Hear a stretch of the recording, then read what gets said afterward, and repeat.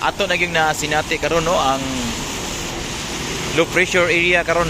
diri to ang lugar kay matod pas pag-asa nga makasinati jud kuno ta og mga pagwan-uwan so sa usa ka semana mao na nga kun yung makita karon medyo hinangin og jutay nya dili pa ginyong kayo sa ingon nga kusog ang uwan pero ang ato ang malabig yung mapiktuhan ani ang kanito ang mga kaigsuonan nga nagbiyahe labi na gitong mga habal-habal driver to na nanangita aning kadalanan kanay mga public utility vehicles o kanay mga taxi okay ni sila kay di na sila mga basa ang ilahan lang ang likayan ani ang kanay magbabaha o magwan-uwan nya traffic more na ibantayanan pero kanig yung mga motorista na to nga niya manginabuhi aning kadalanan siyempre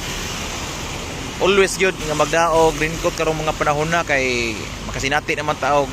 101 pero in fairness no dito sa bukid atong iliro gamay ito dapitang bahin sa bukid no sa Busay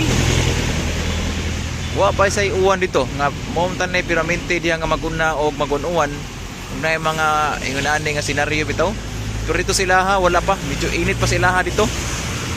pero ang dire sa kuan sa patag nagabuhapon na so katong mga motorista na to diha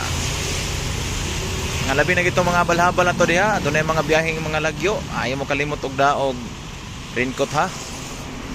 mahimo duha ka bukin ko tada labi na gito tong mga balhabal diha kay aron kaso na mo sakay natay kahatag nga extra nga raincoat sa tuang pasahero kay kaning mga pasahero na tong ubansad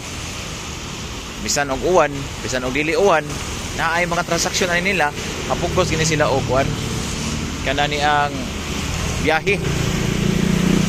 so salamat sa inyong pagtanaw palihog ta og kung nakatiwas kag tan-aw nitong video palihog ta subscribe